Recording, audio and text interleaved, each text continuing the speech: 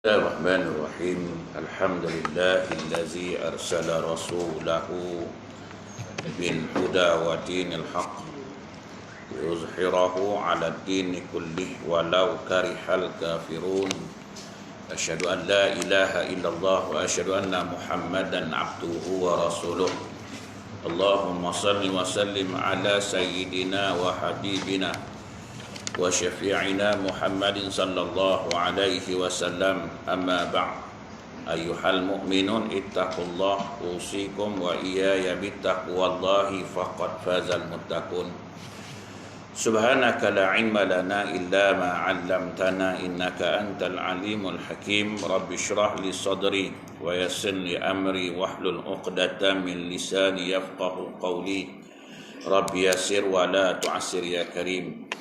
Allahumma zakirna ma nasina wa 'allimna ma jahilna. Allahumma zakirna ma nasina wa 'allimna ma jahilna.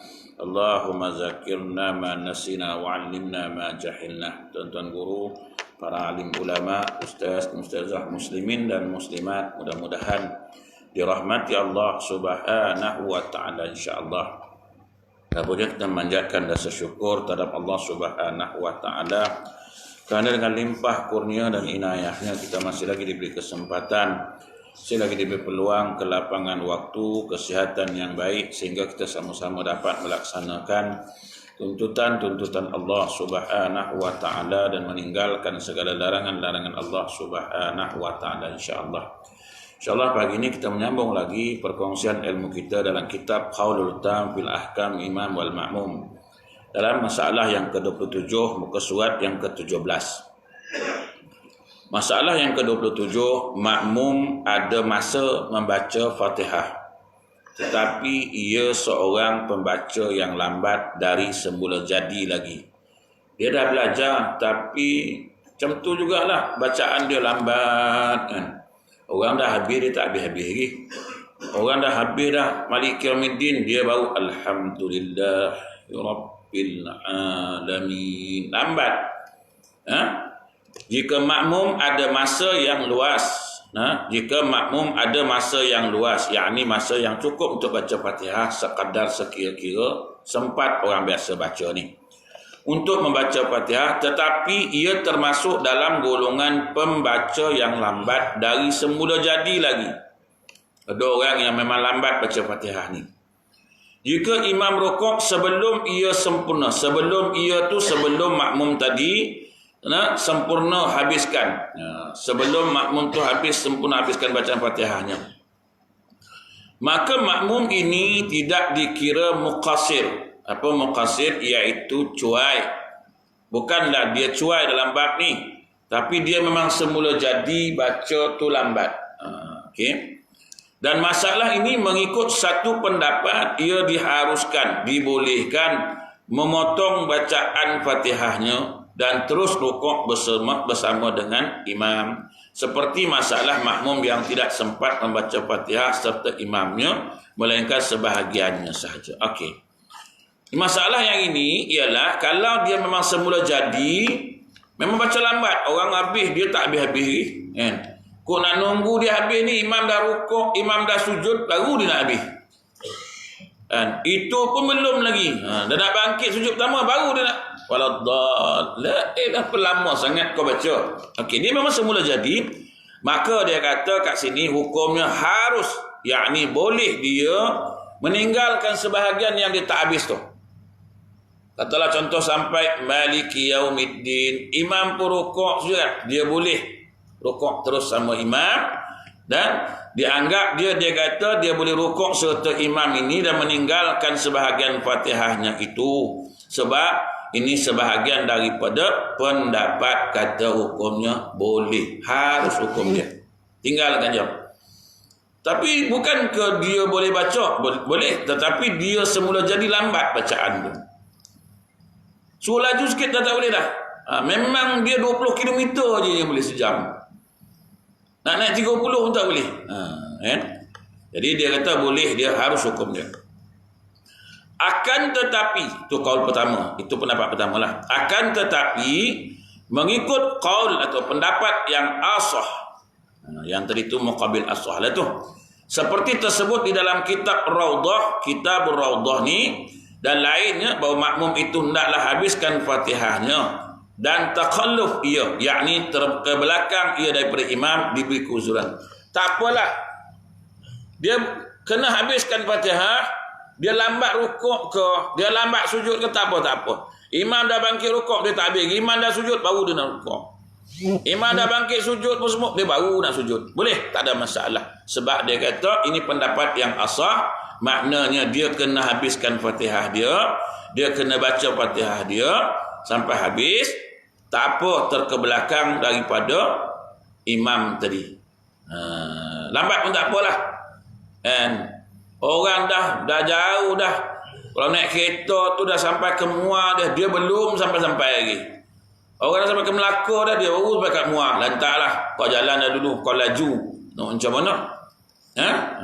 Tapi kalau orang baca Fatihah macam ni jadi imam, dah hanam kita. Dia lambat, kita dah habis puan nunggu dia kan. Sebab itu dia kata hukumnya harus dia ke belakang, boleh tinggal daripada imam ataupun harus dia meninggalkan sebahagian daripada suratul Fatihah itu. Okey. Seterusnya lagi. 28. Imam membaca cepat. Imam jenis baca cepat pula dan makmum membaca lambat. Tadi makmum lambat, imam okey. Imam pula baca cepat. Laju sangat imam baca kan. Sampai tak ikut makmum ni. Tapi taklah selaju macam mana yang macam di Indonesia tu kan, 7 minit 23 rakaat, tak adalah selaju tu. Ni dia cepatlah laju dia baca. Alhamdulillahirabbil alamin arrahmanir rahim maliki yaumiddin iyyaka na'budu, laju dia baca. Tak ada noktahnya, tak ada berhenti, tak ada wakafnya, maka bagaimana kita nak buat? Tersebut dalam Kitabul Minhaj. Dalam kitab Minhaj ini dia kata jika imam membaca cepat dan rukuk ia sebelum makmum menghabiskan bacaan Fatihahnya, maka terdapat pada masalah ini dua keadaan, dua surah lah. Dua keadaan. Apa keadaan ni? Keadaan pertama, makmum membaca Fatihah secara tartil, yakni secara perlahan. Tetapi kalau ia membaca secara cepat nescaya boleh menghabiskan bacaannya, maka imam pun rukuk sebelum ia menghabiskan bacaannya. Okey, satu masalah, satu surah ialah makmum membaca Fatihah secara perlahan, tetapi kalau ia membaca secara cepat nescaya boleh menghabiskan bacaannya, maka imam pun rukuk sebelum ia menghabiskan bacaan. Ini surah yang pertama, gambaran pertama. Gambaran yang kedua ialah makmum membaca Fatihah lambat dari semula jadi asal kejadian. Maka kedua-dua surah ini, dua-dua keadaan ini hendaklah makmum habiskan bacaan Fatihahnya. Kerana kalau kita katakan makmum itu boleh memotong bacaan Fatihahnya dan terus rukuk bersama imam, nescaya membawa makmum itu tertinggal daripada membaca Fatihahnya pada semua rakaat sembahyangnya. Kerana lambat bacaan dan cepat bacaan imamnya, maka wajiblah bagi makmum itu terkebelakang ia daripada imamnya pada tiap-tiap rakaat untuk menghabiskan bacaan Fatihahnya. Okey. Dia kata apa? Dalam dua-dua keadaan ni, yang mana tadi dia baca Fatihah secara tartil, tapi kalau dia baca secara cepat boleh habis. Atau yang lagi satu, makmum baca Fatihah lambat memang semula jadi. Dua keadaan ni. Apa perlu buat? Yang perlu buat ialah makmum hendaklah habiskan bacaan Fatihahnya. Habiskan juga bacaan Fatihahnya. Kerana apa? Kalaulah makmum tadi katakan dia boleh memotong bacaan Fatihahnya dan rukuk sama imam, nescaya membawa makmum itu tertinggal daripada membaca Fatihahnya pada semua rakaat. Ialah dia tak sempat habis, jalan, turun. Habis tu, macam mana Fatihah? Tak apa, imam tanggung. Bengkok imam, 20 tahun dia sembahyang belakang imam tu, 20 tahun Fatihah imam tanggung. Tiap-tiap rakaat imam tanggung Fatihah dia. Asal kau tak baca, tak sempat dia tu. Imam ni, tak. Kau kena habiskan juga bacaan Fatihah ni, dia kata. Sebab kerana lambat bacaan dan cepat imamnya, maka wajiblah bahawa makmum itu takalluf. Maknanya dia boleh bertakhalluf dia daripada imamnya pada tiap-tiap rakaat untuk menghabiskan bacaan Fatihah.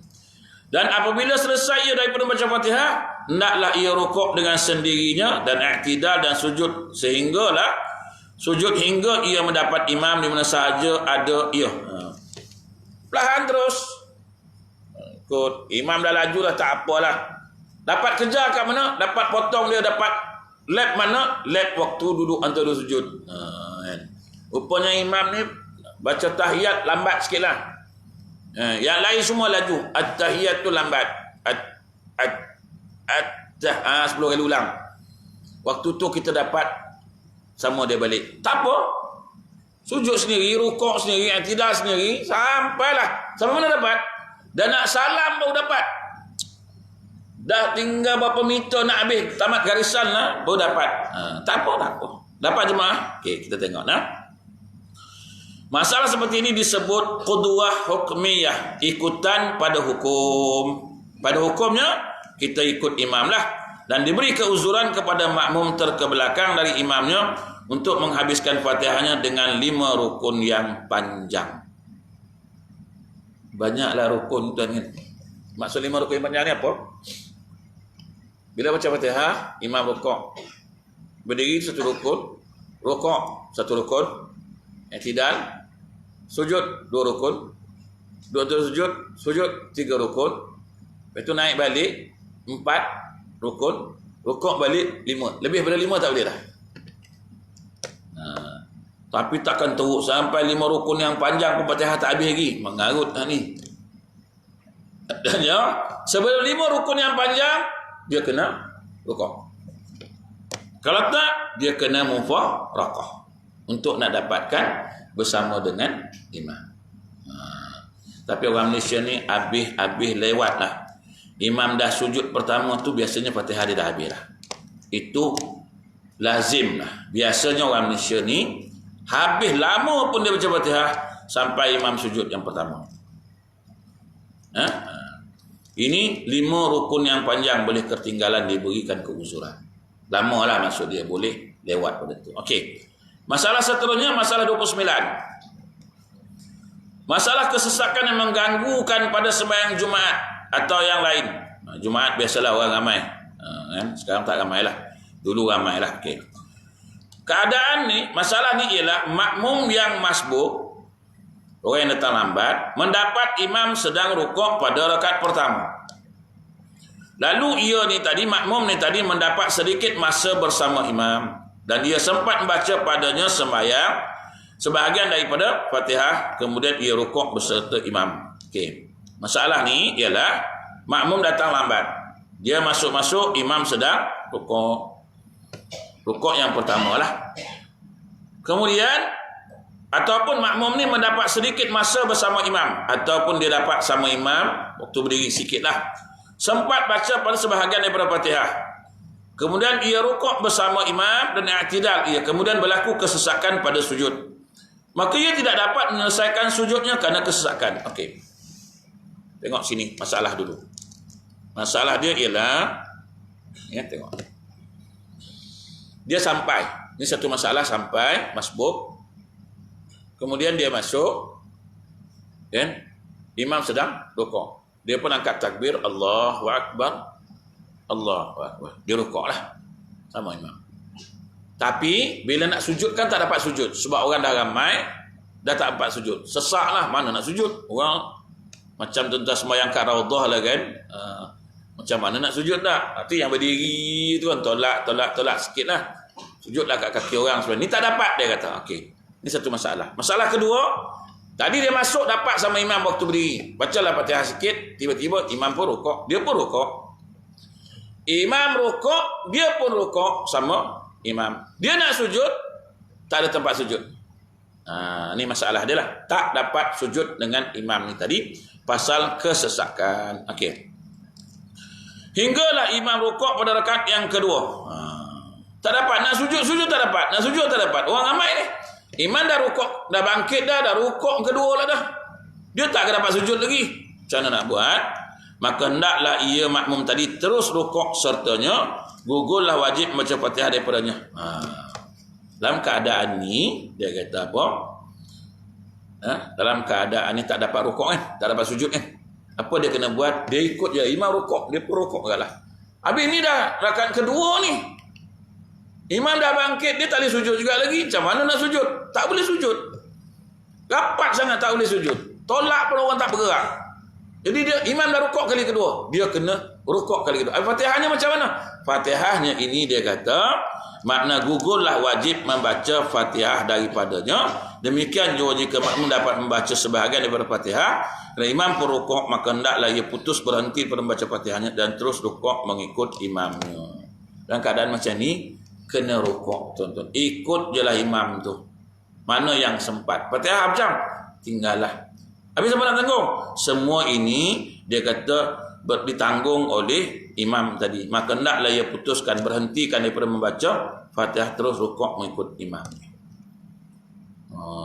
Tapi ini jangan berlaku kat kita lah. Okey. Dia ini dianggap sah sembahyangnya, dia kata. Dan sebahagian ulama kata, ada sebahagian ulama kata perlu diganti semula. Sebab tak ada rukun kat situ, banyak rukun yang tinggal. Tapi dalam sini nak masalah dia, boleh tak dia tinggalkan Fatihah, tu masalah dia. Maka boleh dia tinggalkan Fatihah. Ni masalah dia lah. Fatihah tu boleh tinggal ke? Boleh. Ikut je perbuatan yang lain. Semua ikutlah. Fatihah tak payah baca. Apa sebab tak baca? Tak boleh kalau dia baca kan, memang tak boleh sujud. Mana yang boleh, dia buatlah. Dia kata apa?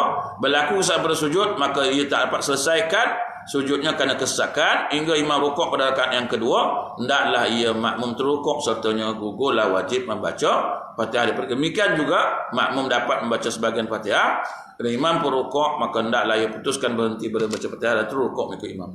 Dan kita dapati makmum pada surah keadaan ini seperti orang masbuk, dan dengan ini dipahamkan bahawa rakaat masbuk itu tidaklah terhenti pada rakaat pertama sahaja, bahkan kadang-kadang berlaku pada rakaat yang kedua, yang ketiga atau yang keempat.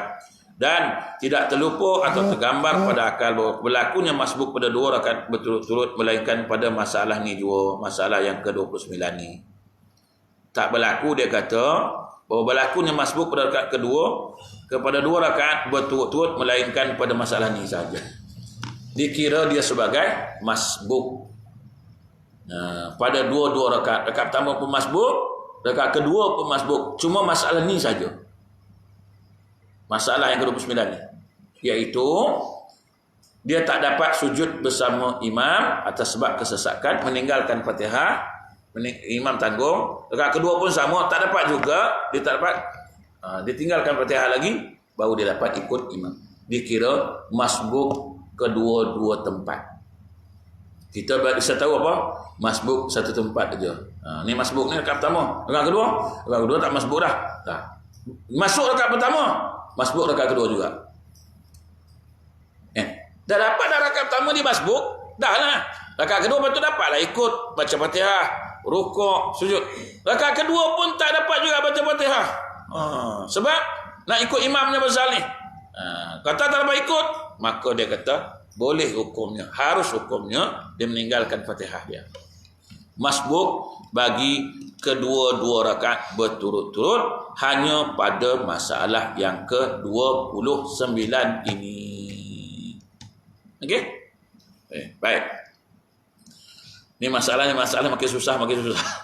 Dan masalah ke-30, dia bukan belajar ni macam tu. Dia makin lama makin susah, Dia bukan lama makin senang kan. Ni dia timbul masalah pelik pula. Yang kita tak buat tu timbul pula. Tu hati-hati. Masalah ke-30. Masalah kesesakan di dalam sembahyang zuhur dan lainnya menyebabkan makmum tertinggal daripada membaca Fatihah pada ke-4 rakaat. Ni lagi dahsyat. 4 tu tinggal. Wah, ini kalau betul-betul ramai tuan, masjid kita surau kita lah. Tapi rasa tak ada pun. Lapang ada.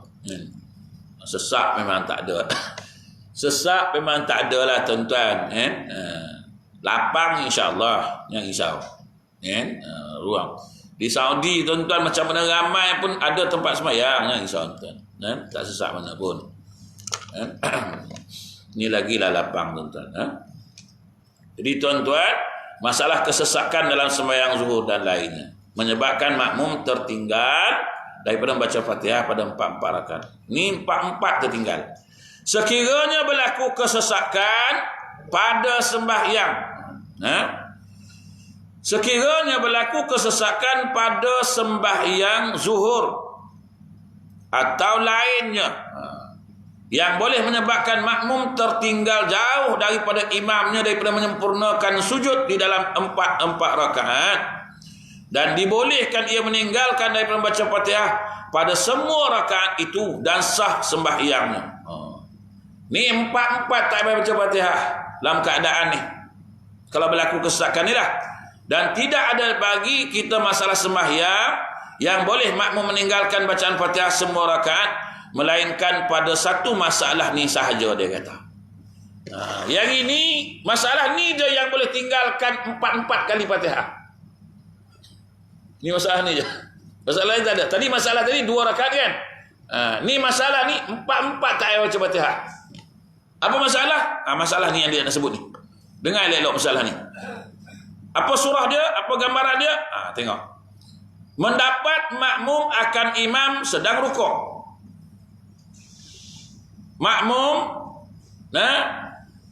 dia dapat waktu imam sedang rukuk pada rakaat pertama dalam sembahyang zuhur. Dia dapati imam sedang rukuk pada rakaat pertama dalam sembahyang zuhur. Kemudian ia pun terus rukuk. Dia dapat waktu imam tu rukuk, dia pun rukuk sama rukuk. Dan i'tidal sertanya bangkit. I'tidal sami Allahu liman hamidah. Okey, habis. Kemudian berlaku kesesakan dan tidak ada tempat ia hendak sujud hingga hampir selesai imam daripada membaca Fatihah pada rakaat yang kedua. Okey. Bila sujud, imam sujud. Tak. Dia nak sujud tak boleh. Orang ramai ni, macam mana nak sujud? Imam sujud, dua sujud. Dia tak akan dapat sujud lagi. Duk penuh, macam mana nak sujud ni, tak ada tempat. Ruang tak ada. Tiba-tiba imam bangkit pada rakaat yang kedua. Zap, bangkit rakaat kedua. Dia tak akan dapat sujud. Macam mana nak buat? Dia tak juga nak sampailah selesai imam membaca Fatihah pada rakaat kedua. Tunggu nak sujud tak boleh. Imam pun dah habis dah Fatihah kali kedua, rakaat kedua. Okey. Dan sebaik sahaja ia ni tadi, makmum ni tadi bangun pada rakaat yang kedua, baik je makmum bangkit je rakaat kedua, imam pun rukuk. Imam pun rukuk. Dia dapat sujud, imam dah habis Fatihah. Dia dah habis. Jadi selesai baca Fatihah pada rakaat kedua, sebaik saja ia makmum bangkit daripada rakaat yang kedua. Bangun pada rakaat yang kedua ni tadi. Dia bangkit, imam dah rukuk di semula dah. Alamak, tinggal lagi kan. Jadi apa dia kena buat? Dia kata imam pun rukuk dan ia pun rukuk sertanya dan i'tidal, kemudian berlaku lagi perdesakan yang hingga tak dapat hendak sujud, maka memperbuat ia seperti mana rakaat pertama juga. Okey. Dia bangkit daripada sujud tadi ni, nak masuk rakaat kedua kan, imam turun rukuk. Dia pun rukuk balik semula. Fatihah tak baca Fatihah dah. Dia tengok imam tu rukuk, dia pun sah rukuk. I'tidal balik. Bila nak sujud tadi sujud dia sunnah dah. Orang dah ramai dah. Sudah sesak lagi. Duduk tunggu kan. Fatihah dah habis dah ni. Macam mana nak buat? Imam dah sujud dah. Dia tak boleh turun juga. Imam pun sujud. Bila sujud, maka dia kata imam pun rukuk dan ia pun rukuk seterusnya. Kemudian berlaku kesesakan tadi, maka dia kata dia kena perbuat macam rakaat pertama. Bila dia turun, dia sujud 2 kali, imam pun dah habis lah Fatihah. Dia bangkit, imam pula Fatihah dah habis pula rakaat kedua. Masuk rakaat ketiga pula. Turun balik semula. Dia tu lah. Dia tak dapat baca Fatihah. Fatihah pun tak dapat. Sebab dia nak baca, imam dah rukuk. Imam dah rukuk. Saya nak baca. Tinggal Fatihah. Semua tinggal. Rukuk. Lepas tu tunggu Kang Imam bangkit. Macam tu juga lagi. Macam itulah seterusnya.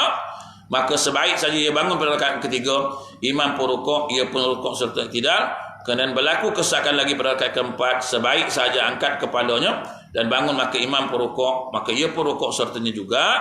Dan gugurlah bacaan Fatihah makmum itu pada keempat rakaat itu. Demikianlah pada sembahyang 2 rakaat dan yang tiga rakaat. Faham tak? Maknanya dia bangkit dari sujud, berdiri, imam rukuk, dia pun rukuk balik. Bangkit balik, macam tu juga imam rukuk, dia pun rukuk. Fatihah, fish. Siapa tanggung? Pak Imam tanggung. 20 tahun macam tu je. Orang sesak macam mana? Aku dalam sembahyang 20 tahun tak pernah ikut imam, tak pernah baca Fatihah. Azan, imam tanggung semua. Semua imam tanggung. Yalah, sesak, aku nak sujud tak boleh. Orang dah bangkit baru aku dapat sujud. Dah ada orang bangkit baru aku dapat sujud. Jadi aku tak boleh nak sujud. Bila sujud? Imam dah habis Fatihah baru aku dapat bangkit. Rakaat kedua. Aku rukuk terus. Fatihah tak ada, tinggal. Boleh. Surah ini je, keadaan ni je boleh. Rupanya boleh ada tinggal Fatihah kan. Selama ni kita mana tahu kan. Sebab kita tak pernah berlaku pun sesak tu. Belum pernah lah lagi berlaku. Kok dah berlaku tu mana nak kiamat lah tu. Kat Malaysia berlaku kan. Surah Taman Asyakirin berlaku macam tu. Tu nak kiamat tu. Maknanya kan, dah sesak sangat orang pergi sembahyang. Tapi masalah ni tak sesak. Ini selapang-lapangnya. Nak rukuk ke mana? Sujud mana pun boleh. 31. Masalah seterusnya. Makmum tidak sempat membaca Fatihah kerana berbimbang membaca doa iftitah dan ta'awuz. Sibuk dengan nak baca doa iftitah. Okey. Makmum yang masbuk jika ia ada masa yang boleh mencukupi untuk baca Fatihah. Tetapi ia berbimbang. Berbimbang ni maksud ia sibuklah daripadanya dengan baca doa iftitah dan at-ta'awuz. Baca auzubillahi minasyaitonir rajim. Allahu akbar kabira. Alhamdulillahi katsira. Ada masa untuk baca Fatihah, tapi tak baca. Baca ni dulu. Ni sunat ke rukun? Ini sunat je. Yang kopi dulu kan yang sunat ni pasal apa? Waktu tu tinggalkan yang sunat sepatutnya kan. Tapi dia buat ta'awuz. Dan ia yakin sekiranya baca doa iftitah dan ta'awuz, tentu sekali ia tidak dapat menghabiskan Fatihahnya. Maka ia dianggap muqasir, cuai. Maka ia tidak boleh diberi keuzuran pada takhalluf ke belakang daripada imam dengan 3 rukun yang panjang. Okey. Dia masbuk. Ada masa untuk baca Fatihah. Boleh baca lah. Tapi dia tak baca. Dia sibuk apa? Dia baca doa iftitah dengan ta'awuz. Auzubillahi semua dia baca kan? Dan dia yakin, kalau aku baca doa iftitah, baca ta'awuz ini, Fatihah aku takkan dapat baca. Tapi dia baca juga doa iftitah, maka dia dianggap sebagai muqasir, orang yang cuai. Tak boleh diberi keuzuran pada takalluf terkebelakang daripada imam dengan 3 rukun yang panjang. Maknanya dia tak boleh, dia kena imam rukuk, tak apa lagi, imam sujud, tak apa lagi, imam bangkit, dia kena rukuk. Dia tak lebih daripada tu. Dia tak lebih lah tuan-tuan. Sebab dia cuai. Ada masa kenapa tak nak baca Fatihah? Bahkan ia wajib menghabiskan Fatihahnya. Tak boleh kata, imam tanggung Fatihah aku. Tak, imam tak tanggung dalam bab ni. Dia kena habiskan Fatihahnya dan mendapati imam di dalam rukuk. Dan kalau tidak, luputlah rakaat itu. Dan pada batal sembahyangnya itu ada 2 wajah pendapat. Kalau dia tak ikut, maka batal hukumnya. Ini 2 pendapat lah. Pendapat mengikut wajah yang asah, lebih sah tidak batal sembahyangnya jika sekiranya ia sempat mendapati imam dalam i'tidal. Contoh, Allahu akbar, dia tak habis Fatihah. Kemudian dia nak sami Allah, dia pun rukuk. Dia kata dalam keadaan ni, sekiranya sempat mendapati imam dalam i'tidal, maka tidak batal sembahyang. Jika tidak sempat mendapati imamnya dalam i'tidal, nescaya batallah sembahyangnya. Okey. Katalah dia rukuk, imam dah sujud. I'tidal terlepas. dia dah sujud, maka sembahyang tu batal. Tapi kalau dia sempat dalam i'tidal imam, dia rukuk, imam pun bangkit, sami Allahu liman hamidah, imam baru nak sujud, dia sami Allahu liman, dia sempat lagi i'tidal dengan imam, maka sembahyangnya tidak batal. Okey, ini masalah dia lah. So, sebab itu dalam membezakan rukun dengan sunat, kena faham. Fatihah tu hukumnya sunat sahaja. Fatihah wajib ke sunat? Wajib. Maka dia kena baca Fatihah, tinggalkan yang sunat, buat yang wajib. Dia hukum macam tu. Dia macam kaedah darurat lah. Merapatkan saf ni rukun ke tak? Tak. Mudarat ke tak? Syarat ke tak? Ni kelebihan solat berjemaah, rapatkan saf. Tapi dalam keadaan mudarat hari ni macam mana? Ada mudarat, kajian doktor kata maknanya lebih banyak letakkan mudarat pasal rapat. Kalau jauh tak. Jangan persoalkan di luar tu lepas sembahyang ngelok rapat-rapat, itu bukan persoalan. Persoalannya kita nak hindarkan. Tapi kalau kau tak nak hindarkan, kita nak buat macam mana? Takkan kita kata, ni jauh-jauh lah, jangan dekat-dekat lah, jangan dekat-dekat. Tak boleh nak buat apa kan? Jangan persoalkan, di kedai kopi boleh rapat-rapat, semua boleh rapat-rapat. Bukan. Selagi kita boleh hindarkan, kita hindarlah. Dalam sembahyang kita hindarkanlah. Kalau boleh di luar pun kita nak hindarkan. Tapi dah kita degil macam mana? Macam mana kan? Kalau kena, tanggung sendirilah. Tapi ke dalam hukum, boleh tak kita jarakkan demi untuk kebaikan kita bersama? Boleh. Jangan kita isukan, di luar boleh pula, itu boleh pula, ini boleh pula. Tak, bukan macam tu. Bukan macam tu kaedah dia. Kaedah dia, mana yang kita dapat jaga, kita jaga. Yang tak dapat kita jaga, nak buat macam mana? Dalam sembahyang ni, kalau kita boleh jaga, kita jagalah. Cek suhu, boleh jaga, alhamdulillah. Hindarkan sebab takut. Bolehlah, tak ada masalah. Di luar takkan kita nak bagi tahu juga, tuan-tuan, jangan rapat. Lepas sembahyang ke sebelum sembahyang, jangan rapat-rapat. Duduk jauh-jauh. Siapa kita? Ini masalah hukum. Dia nak hindarkan waktu ibadat. Macam kita kat sembahyang kan. Nak sembahyang, parking elok-elok. Kita bagi tahu kan. Ada juga orang parking tak elok, kita nak buat macam mana? Macam mana tuan? Kita tak boleh. Semua kita nak kontrol, tak boleh. Jadi, macam ketua negara dan sebagainya, mana yang dia termampu buat, dia buatlah.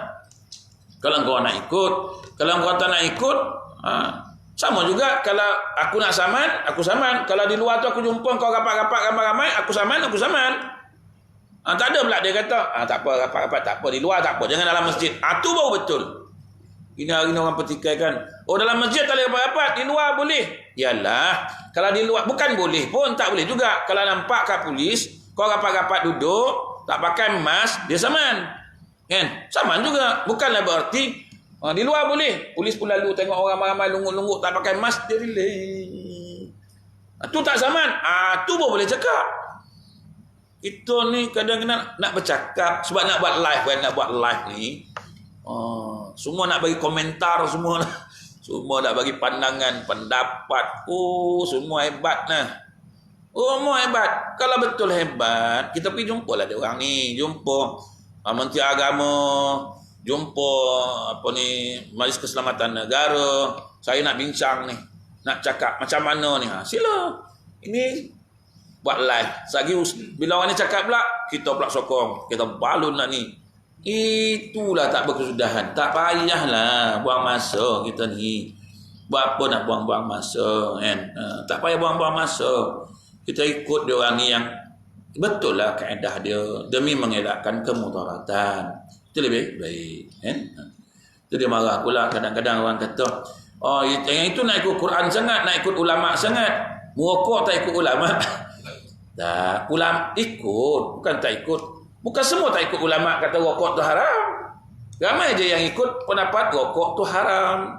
Jangan pukul semua. Dalam bab rokok tak nak ikut ulama. Ikut. Sebahagian je tak nak ikut. Kita nak buat macam mana? Bukan semua tak ikut. Jangan pergi pukul rata lagu tu. Kan? Ada orang komen lah kan. Kita kena ikut ulama. Dalam bab rokok tak nak ikut. Pusinglah kot tu. Mampus kita. Masalah lah kita ni tuan-tuan. Sebenarnya tak ada apa sebenarnya. Saja buat masalah. Kan? Saja. Kita ni semua ada masalah. Masuk babi dalam masjid ada masalah. Masuk anjing dalam masjid ada masalah. Semua tak ada masalahnya. So itu saya tengok ada orang sebut dia apa? Miskin, masalah. Orang hina kita. Kaya, masalah. Orang fitnah kita. Lemah, orang tindas kita. Kuat, ada juga masalah tuan-tuan. Hebatlah, orang kata kita macam-macam. Apa yang orang tak cakap? Dunia ni tak ada istilah kata orang tak cakap. Tak ada istilah. Buat baik, orang kata nak nunjuk lah tu. Buat jahat, memang perangai dia teruk. Apa yang orang tak cakap? Cakap. Kau nak nunggu orang berhenti bercakap. Bila? Meninggal pun cakap. Ini mati dia ni kan teruk ni tu. Lah dah meninggal pun kau cakap lagi. Tak ada dah. Hidup pun cakap, mati pun orang cakap. Semua orang cakap. Tak ada istilah hidup ni tak ada orang cakap. Bohong. Siapa yang tak kena cakap? Cakap kita. Mak ayah kita yang punya baik pun kita cakap juga. Mak tak adil. Ayah tak betul. Tidak. Semua tak ada istilah. Ulama pun ada orang cakap. Pemimpin ada orang cakap. Orang susah, petani, semua orang cakap. Semua, tak ada yang tak cakap. Mana ada tak? Tak payahlah kita nak cakap. Biar seorang cakap, sudahlah. Oh, kita semua nak cakap, payahlah. Semua nak nentang, semua nak macam-macam, payahlah kita. Yang betul kita tuan-tuan ikut aja lah. Sabarlah, sabar. Mana yang boleh kita buat? Boleh berjemaah kat masjid mana, kita pergi masjid tu. Mana tempat mengaji boleh, kita pergi masjid tempat tu. Tak payah bising-bising lah. Tak payah. Kita buat apa nak bising-bising? Jangan buat alasan. Aku kata nak pergi, jauh. Tu yang dekat dia. Dekat tu tak syok ustaz dia.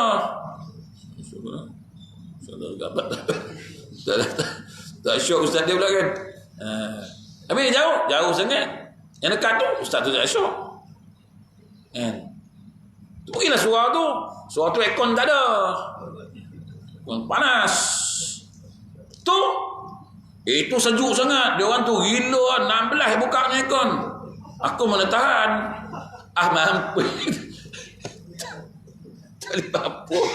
Hidup tak boleh apa. Kan? Kita buat kerja kita sudahlah. Hari Perdana 50 insya-Allah kita jumpa lagi besok. Malam ni insya-Allah kita sambung lagi hadis yang semalam. Dan besok insya-Allah kita sambung lagi bab yang seterusnya. Makmum yang berbimbang dengan membaca doa kita dan ta'awuz dengan sangkanya yang kuat ia boleh menghabiskan Fatihah. Wallahu a'lam. Auzubillahi minasyaitanir